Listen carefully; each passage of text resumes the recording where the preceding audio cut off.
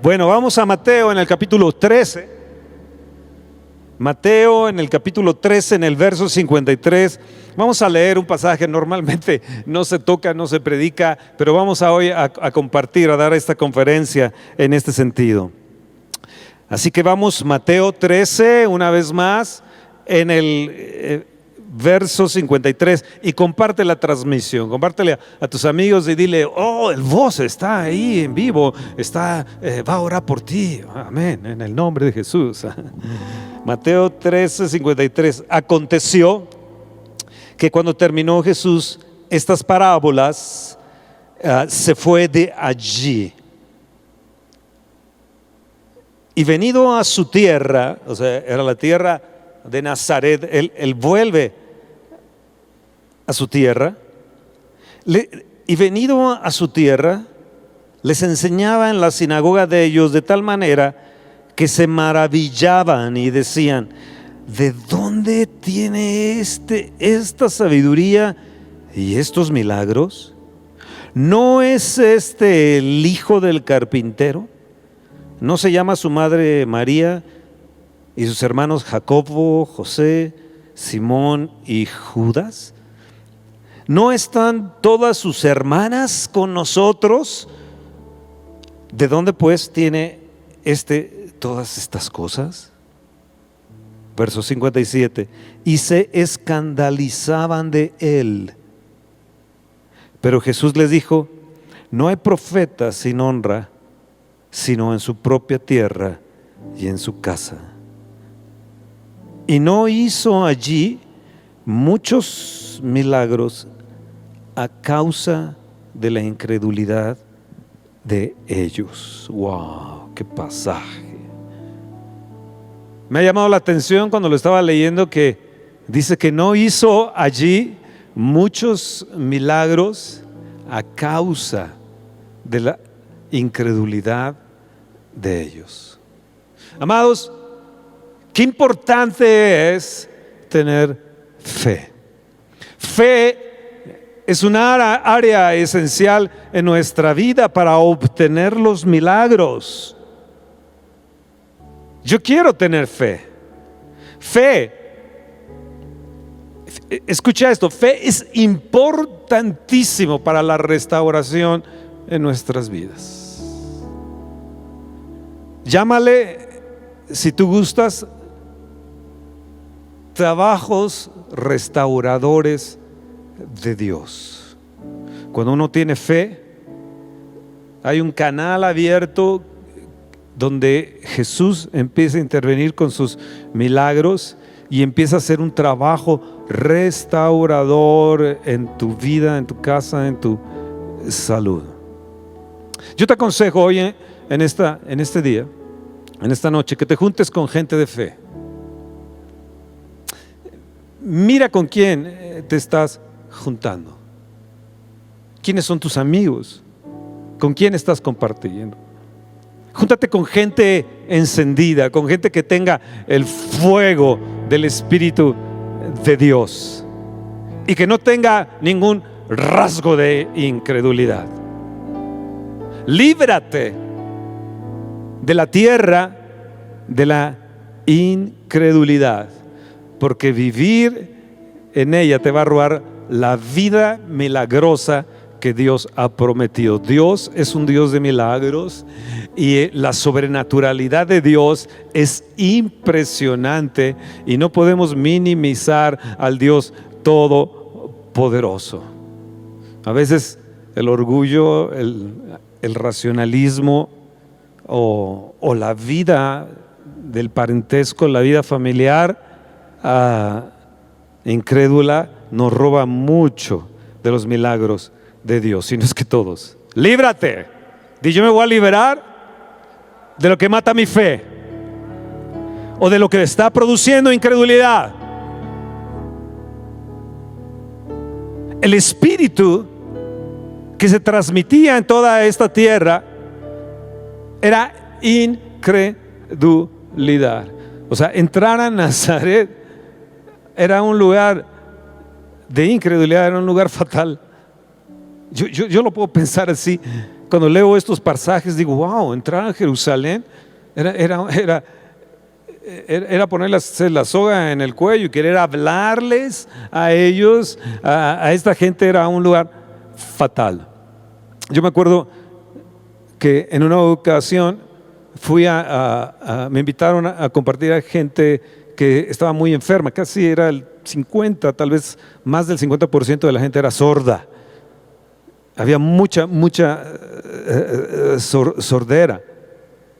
En otra ocasión me invitaron a otro pueblo cerca de la costa, donde el 70% de las mujeres habían sido abusadas por sus padres, por sus hermanos, por sus primos, por sus compadres.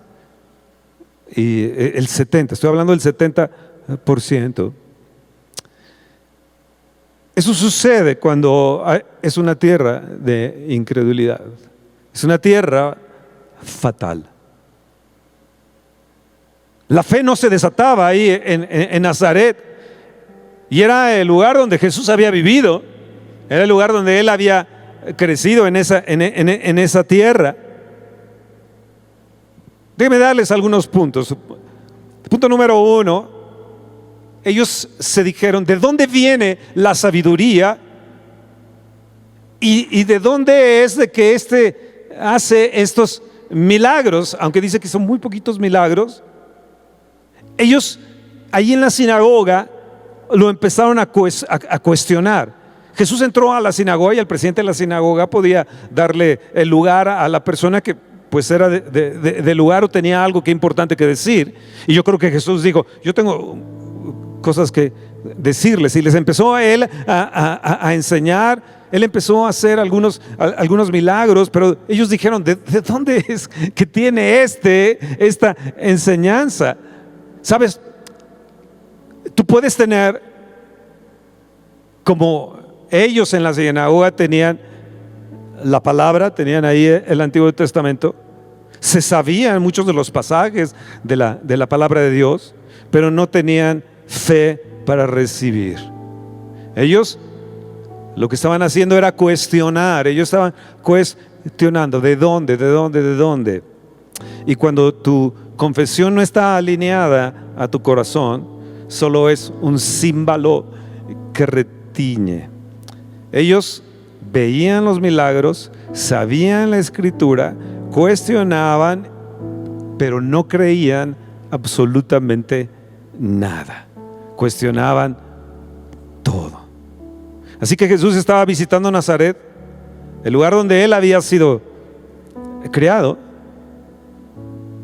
Y yo pienso al ver esto que era arriesgado regresar al lugar donde Él había crecido, donde pasó su niñez y su juventud. De hecho, una de las áreas difíciles de nosotros como pastores a veces es regresar al lugar donde crecimos, en la iglesia donde crecimos, y que ellos reciban un mensaje. Así que Él regresó a ese lugar de su niñez, regresó al lugar de su juventud y se encontró con una hostilidad e incredulidad. No querían escucharlo. Conocían a su padre, el carpintero, conocían a su madre. Nos habla de 4 hermanos y nos habla de varias hermanas. Y no podían creer que alguien que había vivido entre ellos pudiera hablar así como Él estaba hablando. Lo habían visto crecer. Ahora estaba haciendo cosas extraordinarias y ellos no podían creerlo. Y de repente se levantó una barrera imposible. Era una barrera imposible de penetrar. Y había allí, o podría yo decir que ocasionó una influenció a los demás. Y podría yo decir también, y esto escuchen, es muy importante, que la atmósfera que existía ahí era una atmósfera que provocaba un muro, provocaba una barrera para recibir los milagros de Dios.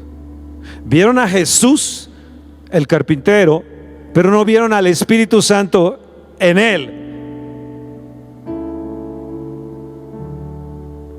Tú puedes mirar a Jesús también,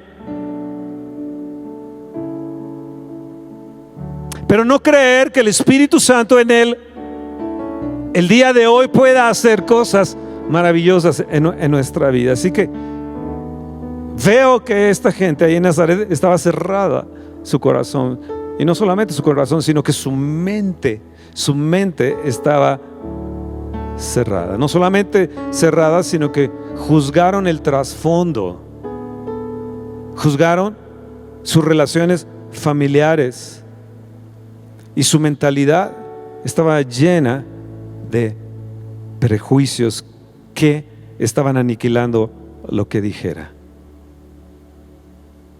Otra cosa que yo veo es que no había, dentro de esa atmósfera de incredulidad, no había una ansiosa expectación de ver al Espíritu Santo obrar. Cuando el Espíritu Santo está, yo no sé si ustedes lo han notado, la atmósfera cambia. Hay algo que se siente en la atmósfera, por muy sencillo que sea el mensaje. El Espíritu Santo está ahí, su presencia está ahí, Él puede cambiar todo. ¿Se acuerdan que incluso Él llega a decir en Lucas: el Espíritu del Señor está sobre mí, por cuanto me ha ungido? Por cuanto me ha ungido. ¿Y ellos qué hicieron? Lo quisieron matar. Él les dijo: yo vengo a darles buenas nuevas, vengo a dar apertura de cárcel, vengo a sanar a los oprimidos. Y lo tomaron y lo quisieron despeñar, lo quisieron matar. Ellos no creían que el Espíritu Santo había venido y lo había ungido. No creyeron los de la sinagoga, no creyeron los de su casa, sus propios hermanos, sus propias hermanas no creyeron, su ciudad no creyó. Me acuerdo una vez que estaba en New Jersey y Dios se había movido de una manera impresionante.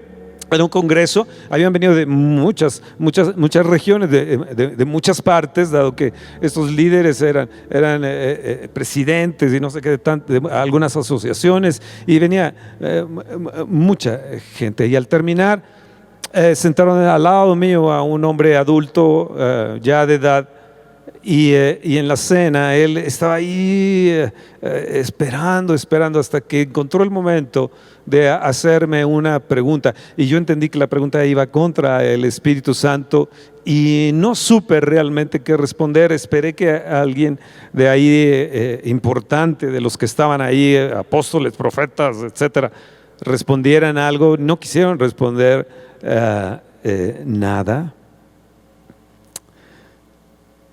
Y yo preferí levantarme, y la persona que tenía como chofer le dije: vámonos, ya quiero que me lleves al hotel. Entonces la persona que me invitó me dice: no, mañana tú tienes que estar en Atlantic City.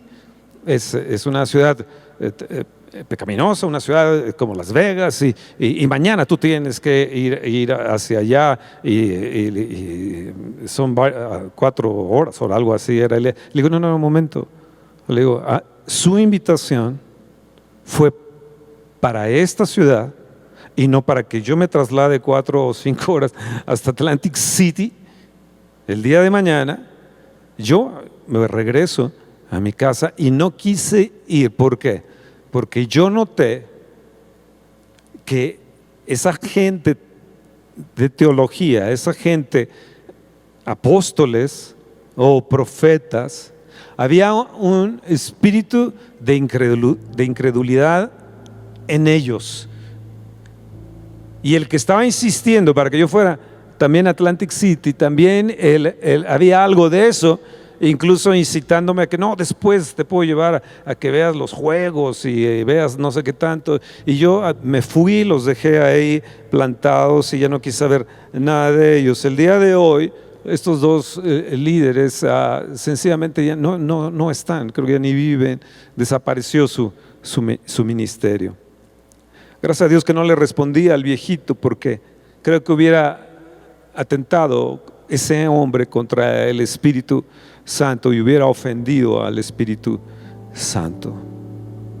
Cuestionaban todo, empezaron a cuestionar todo lo que el Espíritu Santo más bien hizo ahí en el Congreso.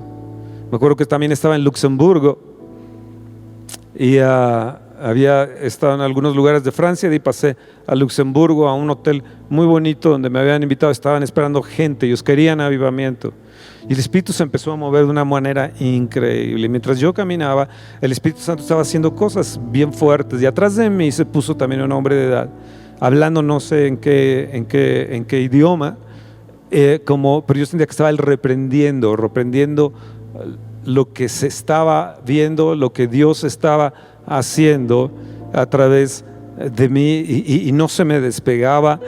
Ellos habían pedido avivamiento, pero este hombre, respetado por ellos, no creía en avivamiento. Querían avivamiento, pero no creía en el avivamiento que el Espíritu Santo estaba trayendo allí.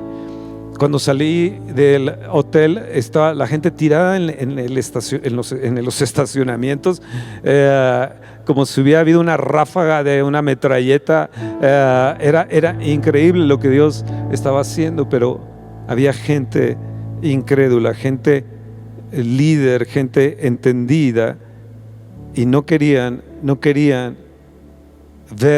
querían un avivamiento conforme lo que ellos creían que era un avivamiento. Pero más que todo, la incredulidad es la que nos roba. Miren a Jesús, es hijo de María. Miren, ahí están sus hermanos, sus hermanas. Él es el hijo del carpintero. Él es un hombre natural. ¿Cómo es que ese tipo puede tener un llamado? ¿Qué se cree? Lo triste de esto es que la propia familia y los amigos no creyeron en él. Yo me acuerdo cuando el Espíritu de Dios empezó a manifestar conmigo, la asociación cristiana en la que yo estaba, no lo creyeron. Juzgaron todo lo que pasaba y enviaron espías a las reuniones para ver si yo predicaba, si estaba usando la palabra de Dios. Pero venían y veían las manifestaciones, y se voltearon no solamente ellos, sino prácticamente toda la nación contra lo que el Espíritu Santo estaba haciendo. México ha sido como un Nazaret. No ha creído a sus propios profetas, a sus propios pastores. Incluso cuando se hace un evento grande, invitan a un extranjero que más o menos tenga tablas o algún reconocimiento, pero siempre extranjero. En el sexenio de Calderón trajeron a un extranjero para que le hablara a nuestro presidente, porque no había ningún mexicano que pudiera hablar en una reunión de pastores y de líderes al presidente de nuestra nación, y tuvieron que importar a un extranjero para hablarle a nuestro propio presidente, sin saber lo que acontecía en nuestra nación. ¿Qué sucede? Que no creemos en nosotros mismos, y es una lucha constante en nuestra nación. Tal vez tú de Centroamérica que me estás escuchando, o de Sudamérica o de tu país, te encuentres en la misma situación. A mí me tocó un tiempo donde solamente los norteamericanos eran los ungidos. Si eras blanquito de ojos azules y hablabas la palabra bien, entonces el mensaje era bueno. Y ellos profetizaban solamente a su gente, solamente a sus estudiantes de sus escuelas norteamericanas. Y uno como mexicano, pues veías pasar la bala y pues le tocaba al otro, ¿no? Y veías pasar la profecía y pues le tocaba también al otro, pero al mexicano no, porque el mexicano era un soldadito raso, el patio trasero de los americanos. Y ellos eran los generales. Hoy se están levantando los hombres y mujeres que pueden regresar a sus Nazaret y romper la incredulidad en el nombre de Jesús. Y necesitamos creer que Dios lo puede hacer con nosotros, que Dios lo puede hacer contigo. Hay una generación que está esperando, hay una generación que está esperando solamente que le den su oportunidad, que son gente que está recibiendo la unción una y otra vez, que están recibiendo revelación. Y amados, México no puede ser un Nazaret. Tenemos que romper la incredulidad de nuestra nación. Dentro de poco asistiré en unos 2-3 semanas a un congreso de unos jóvenes. Los pastores que me están invitados crecieron en un avivamiento, tal vez el más fuerte que México ha tenido, sí, con católicos, 200,000 o más de 200,000 gentes. Ellos crecieron en un ambiente de milagros. Ellos creen en milagros porque nacieron y crecieron en un ambiente de milagros. Yo conocí a la persona que Dios usó en esto, pero nuestra nación no creyó en ellos. Él le hablaba a los católicos y habían milagros impresionantes con los católicos, pero para la mente religiosa era imposible que estuvieran sucediendo estos milagros para esa gente. Amados, tenemos que romper con esa religiosidad y creer que lo que Dios va a hacer va a tocar a católicos o no católicos. Dios va a arrasar en nuestra nación. ¡Oh, gloria a Dios! Ahora, yo quiero apretar esto como punto número 3. El verso 57 dice que ellos se escandalizaron. Y la palabra escandalizar significa que tropezaron a causa de él. Dice que se escandalizaban. En el verso se escandalizaban de él.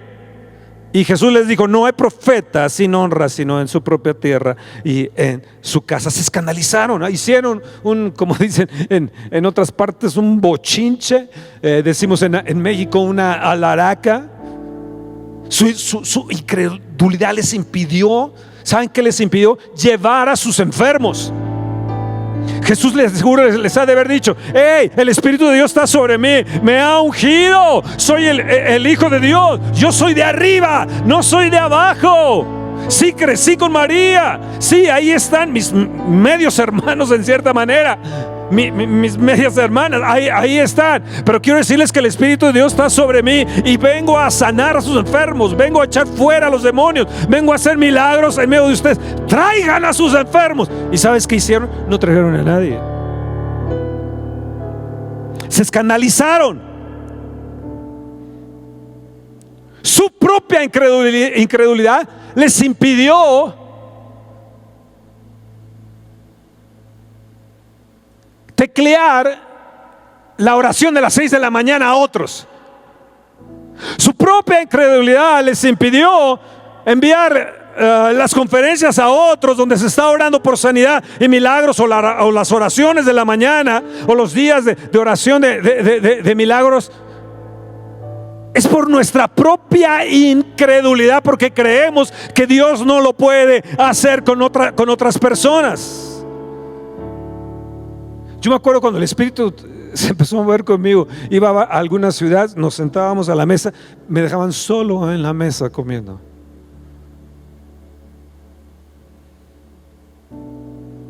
Yo con mi corazón roto, llorando por dentro, pero también con coraje. Con coraje, yo los veía con un coraje de la incredulidad que había en ellos, la hostilidad que había en ellos, las barreras que estaban levantando, la mentalidad pobre, una mentalidad pobre, disminuida. Parece que no estaban ansiosos de nada, no tenían pasión, no estaban ansiosos de ver a Dios obrar. Ellos simplemente habían crecido bien en sus congregaciones, comían bien, vestían bien, pero no creían en la acción del Espíritu Santo, y menos que la unción estuviera sobre un mexicano, sobre alguien como ellos.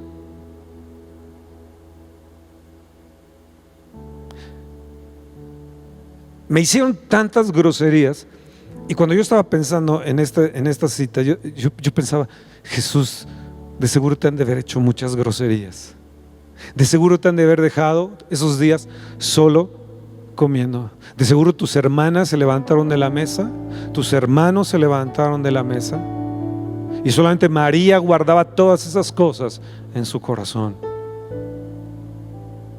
Terrible. No hizo ningún milagro, no trajeron ningún enfermo, se quedaron sus enfermos muriendo. Amados, la incredulidad es terrible. La incredulidad es terrible. La vanidad, la socialité, el orgullo, los cuestionamientos, la soberbia, la doble cara. Escuchaban, decían, wow, qué palabras tan bonitas, pero le cuestionaban y les fue por tropiezo su incredulidad. ¿Qué pasó? ¿Qué pasó ahí? ¿Saben qué pasó? Jesús se fue. Jesús se fue de ahí y no volvió. Yo digo, wow, Jesús. Perdona mi incredulidad. Vamos a ver una foto, por favor.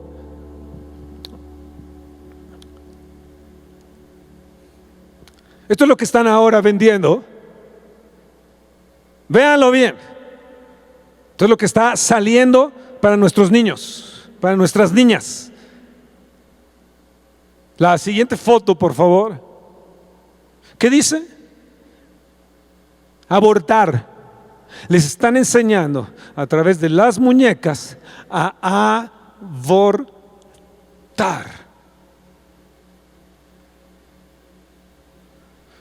Bestias salvajes, como la primera foto.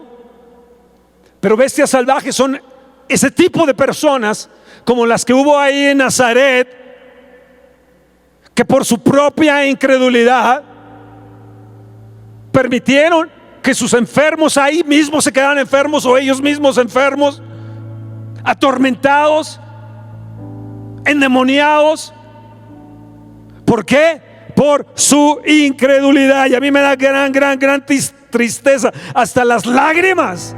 Hoy en la mañana que estaba escuchando la oración que dirigía Toño y Elisa, se me rompía mi corazón, mis lágrimas salían. Cumplíamos 7 meses, hoy se cumplieron 7 meses de la oración, y yo decía, Señor, si realmente la gente entendiera, comprendiera que son estos 7 meses diario, levantarse, si entendieran lo que ellos estaban hablando de la presencia y captar tu presencia. A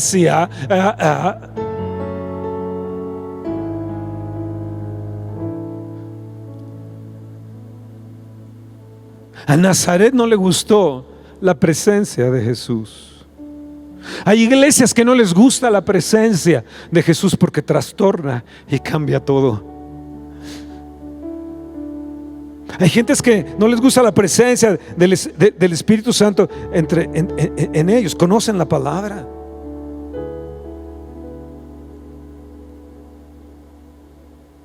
vieron a Jesús, pero nunca vieron la presencia del Espíritu Santo en él. Lo vieron como el hijo del carpintero, pero no como el hijo de Dios. Jesús tuvo que preguntarle a sus discípulos, ¿quién dice la gente que soy? ¿Me podrían informar qué es lo que la gente está diciendo? Vamos a hacer una consulta popular. Maestro, unos te dicen maestro, otros te dicen Elías, otros te dicen que eres un hombre, otros te dicen que eres un profeta. Bueno, ¿y ustedes? ¿Ustedes qué piensan de mí? ¿Qué dicen ustedes que soy yo? Y Pedro dice, tú eres el Hijo del Dios viviente. Tú eres el Hijo de Dios. Tú eres el Hijo del Dios viviente. Y yo te hago esta pregunta hoy en esta noche. Para ti, ¿quién es Él? Para ti, ¿quién es Jesús? Para ti, ¿quién es Él? ¿Es solamente un hombre religioso? ¿Es solamente alguien que fue ahí, murió ahí en una cruz? Es simplemente, ¿qué es para ti Jesús?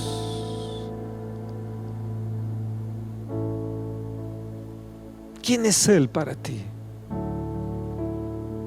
Vean lo que dice 2 de Timoteo en el capítulo 3. Me quedó 2 de Timoteo en el capítulo 3. Wow, acompáñenme ahí. 2 de Timoteo capítulo 3. Es impresionante esta palabra.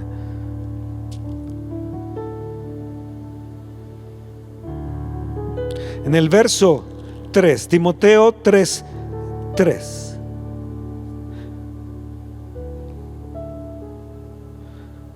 Nos muestra el carácter de la gente que va a haber en estos tiempos. No se les va a olvidar porque es 2 de Timoteo 3:3. Sin afecto natural, implacables, calumniadores, intemperantes, crueles, aborrecedores de lo bueno, traidores, impetuosos, infatuados, amadores de los deleites más que de Dios. Vean bien lo que dice el verso 1, que en los postreros tiempos vendrán tiempos, ¿qué? Peligrosos. ¿Ustedes creen que estamos en esos tiempos? Yo sí. Porque habrá hombres amadores de sí mismos, avaros, vanagloriosos, soberbios, blasfemos, desobedientes a sus padres, ingratos, impíos, sin afecto natural, implacables, calumniadores. Vean el carácter. Será gente con crueldad, será gente sin perdón, será gente incrédula. Pero escucha lo que habrá. Hubo eso en Nazaret. Son calumniadores. Este tipo de gente va a carecer de dominio propio. Serán despiadados, serán gente que odia el bien. Pero escucha, la palabra calumniador viene del griego de devilish y significa diablo, adversario. Dice aquí que habrá el carácter de ellos, serán como diablos, serán adversarios, serán como Satanás, serán calumniadores. Gente en estos tiempos que son un calumniador, amantes de los chismes maliciosos, vidas dobles, desleales, intemperantes. El verso 9, si tú lo lees, y dilo bien fuerte. Verso 9 dice: mas no irán más adelante, porque su insensatez será manifiesta a todos, como también lo fue la de aquellos calumniadores. Cuando Jesús fue ahí a Nazaret, de repente se encontró con adversarios. Se encontró con gente que hablaba de más. Se encontró con gente incrédula. ¿Saben ustedes que en 1902 el Espíritu de Dios se empezó a mover en Topeka, Kansas con Charles Parham? Empezó a ver el bautismo del Espíritu Santo. Él estaba enseñando sobre el Espíritu Santo y empezó a caer el Espíritu Santo y empezaron a hablar en lenguas, y a la gente de Topeka, Kansas los volteó de cabeza y los corrieron. Hasta el día de hoy no hay ninguna manifestación en Topeka, Kansas. El Espíritu Santo se fue y nunca más ha regresado allí. Y cuando yo veo esto, digo: Señor, perdónanos nuestra incredulidad. Señor, perdona nuestra incredulidad. Nuestra incredulidad se tiene que desarraigar de nuestra tierra, se tiene que desarraigar de mi alma, se tiene que desarraigar de mi corazón. La incredulidad se tiene que desarraigar de mis hermanos, se tiene que desarraigar de mi familia, se tiene que desarraigar de mi iglesia, se tiene que desarraigar de mi tierra, se tiene que desarraigar de mi nación.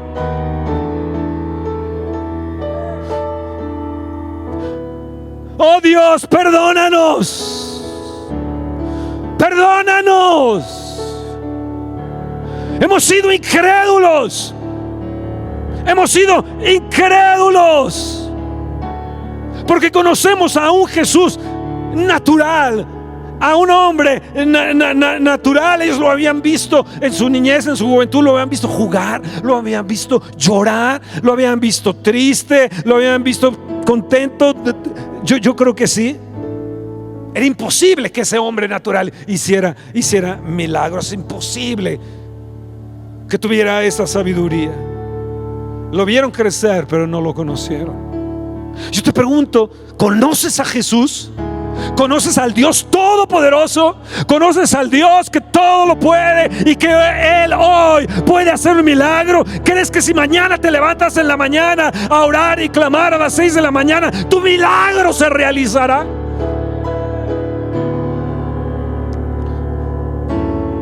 ¿O es Jesús para ti el hombre común?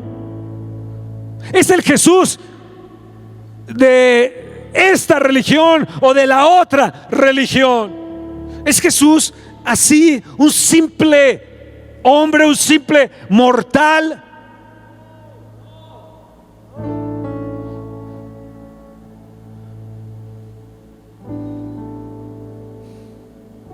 Sus hermanos no creyeron en Él, sus hermanas no creyeron en Él.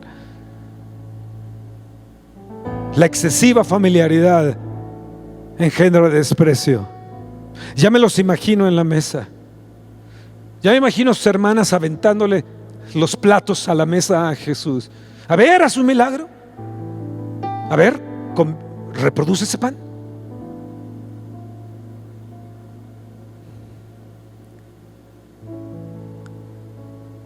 Señor, perdónanos cuando te vemos con simpleza.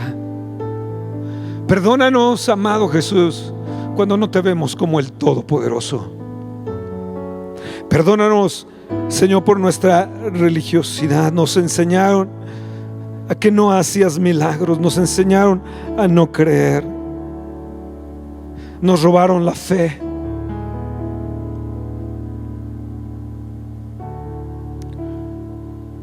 Calumniadores son los que van de la mano del diablo. Irrespetuosos. Te quiero hacer una pregunta. Esta es la introducción, por cierto, porque yo quiero terminar hablando de fe, pero creo que ya no me va a dar tiempo. Pero quiero hacerte una pregunta antes de que te vayas a dormir o antes de que llegues a tu casa. ¿Qué es lo que ha detenido tu milagro? Te lo vuelvo a hacer. ¿Qué es? Te lo vuelvo a decir. ¿Qué es lo que ha detenido tu milagro? Yo que tú lo que haría es correr y postrarme y decirle: Señor, perdóname por ser un incrédulo. Perdóname, oh Señor, por no creer realmente. Me puedo levantar en la mañana, puedo estar escuchando palabras de fe y no creer. Puedo estar escuchando la oración y ser un irrespetuoso y no dar lugar a la fe, no dar lugar a tu presencia, y volverme un verdaderamente una persona criticona, agarrado de la mano del diablo, aún escuchando, aún levantándome. ¿Será que yo y mi casa somos como Nazaret? Dios, perdona la incredulidad de mis padres, perdona la incredulidad de mi madre, perdona la incredulidad de mi padre, perdona la incredulidad de mis hermanos, te lo suplico. Perdona la incredulidad de esta nación, perdona la incredulidad de los que nos llamamos cristianos aún y no creemos en el poder de tu Santo Espíritu. Escúchame, Jesús quiere ir a tu casa. Jesús quiere ir a tu Nazaret. Jesús quiere ir a tu nación. El Señor quiere ir a donde está tu enfermedad y hacer un milagro. Él quiere encontrar una atmósfera de fe. Él desea encontrar una atmósfera de expectación, ansiosa, de gente ansiosa por Él. Él quiere encontrar una atmósfera encendida Dios, perdónanos. Perdónanos. Porque en México realmente no hemos tenido nunca un avivamiento. Y cuando hubo destellos, porque Dios estaba usando a un sacerdote católico, en lugar de ayudarle, lo calumniamos.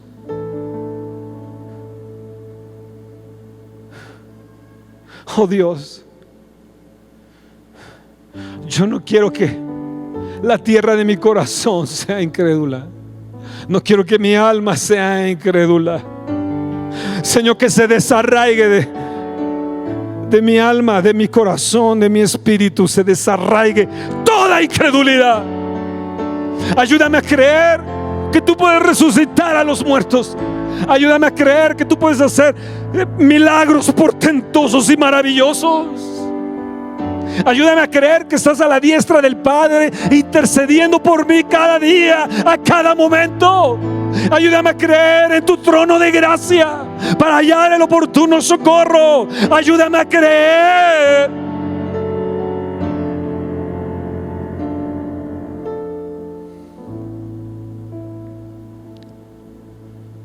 Y no hizo muchos milagros por causa de su incredulidad.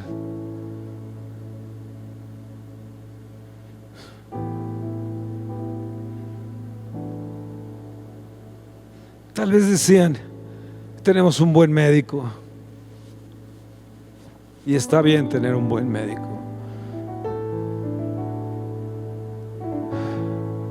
Pero es mejor tener un Dios poderoso. Un Dios que puede sanar tus huesos, sanar tu tiroides. Un Dios que puede sanar tu colon y tu próstata.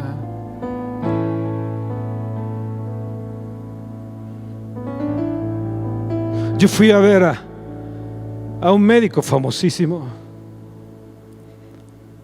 para que viera lo de mi próstata. Y él me dijo, tienes que operarte. Y lo volví a ver y digo, no, ya tienes que operar. Y yo salí y dije, Señor, yo sé que tú eres mi sanador. Y yo sé que tú puedes sanar colon y próstata, y puedes sanar vejigas, y puedes sanar artritis, y puedes sanar lupus, y puedes sanar todo, Señor. Yo voy a decidir creer en ti. Eso tiene más de un año, sí, más, tal vez 2 años. Y ayer me informaban que ese hombre era más joven que yo, el médico, pulcro, con dinero, dueño de un hospital, había muerto por el coronavirus. Yo dije, Dios, gracias por ayudarme a creer en ti. Hoy tú puedes ser sano de coronavirus si te decides a creer. En la mañana te puedes levantar con una atmósfera de fe y decir, oh sí, Señor, la atmósfera que voy a crear aquí en mi casa no va a ser la atmósfera de Nazaret, será la atmósfera de milagros, será la atmósfera de portentos, será la atmósfera de maravillas. Voy a iniciar con esta palabra de fe. Oh Señor, oh Señor, oh Señor, oh Señor, oh Señor. ¿Qué es lo que va a venir? Cuando llevaban 8 meses con Müller allá en Argentina orando por un avivamiento, a los 8 meses cayó el Espíritu Santo. Nosotros llevamos 7 meses.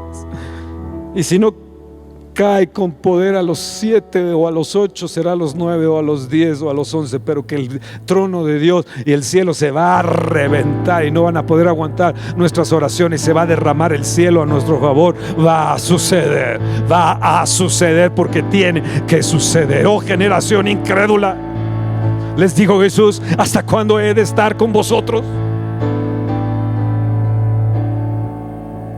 A sus mismos discípulos les digo, ¿dónde está tu fe?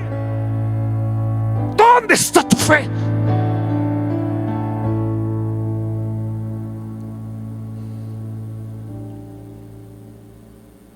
Puedes hablar mucho de finanzas, puedes hablar mucho acerca de que puedes prosperar, pero no creer que el Dios todopoderoso, el Dios de milagro, puede darte el poder para hacer riquezas. Dios, nos humillamos delante de ti y perdona nuestro Nazaret, perdona nuestra casa, perdona nuestra vida incrédula. Perdónanos, querido Jesús, por verte no como el Hijo de Dios, por no verte como el Señor de señores, el Rey de reyes, el Dios de milagros, por no verte como nuestro sanador, nuestro sustentador, nuestro pastor, por no verte como nuestro Dios de milagros. Perdónanos, amado Jesús, por hacerte menos.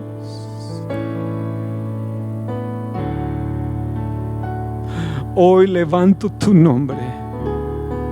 Hoy, querido amado Jesús, te levanto por sobre todo nombre que se nombra.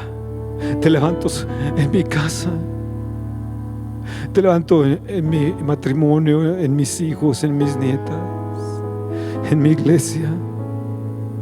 Y te suplico que desarraigues de mi tierra, de mi nación, la incredulidad, pero primero desarraígala de mí.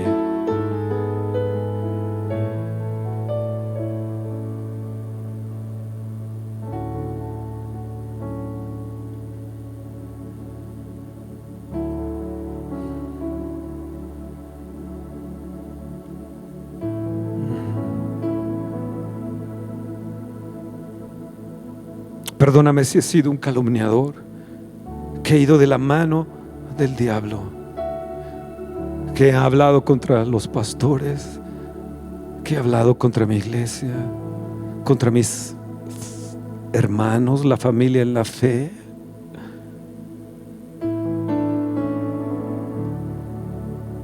Entiendo que en el fondo es la incredulidad que habita en mí. Yo la desarraigo y ordeno que salga de mi vida en el nombre de Jesús. Fuera de mí, fuera de mi casa, fuera de mi ministerio, fuera de mis hijos, fuera de mis generaciones, fuera de mis nietos. Declaro que viene una juventud, que viene levantándose una generación de fe tan poderosa que veremos grandezas de parte tuya, y encontrarás en mi vida y en mi casa la atmósfera de fe para que hagas grandes milagros, amado Jesús, mi gran Cordero, mi gran Señor, amante de mi alma, mi primer amor, Jesús.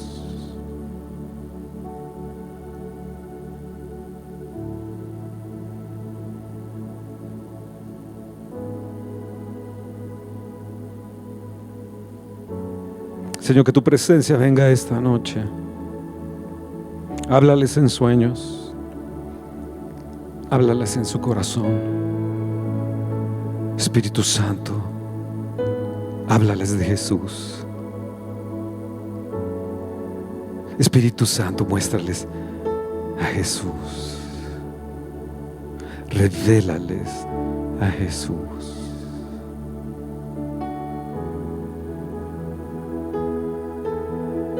Ven, Señor Jesús, visita su Nazaret. Yo creo que vas a encontrar gente de fe. Cuando vengas a sus casas, cuando vengas a sus sueños. Gracias, Jesús.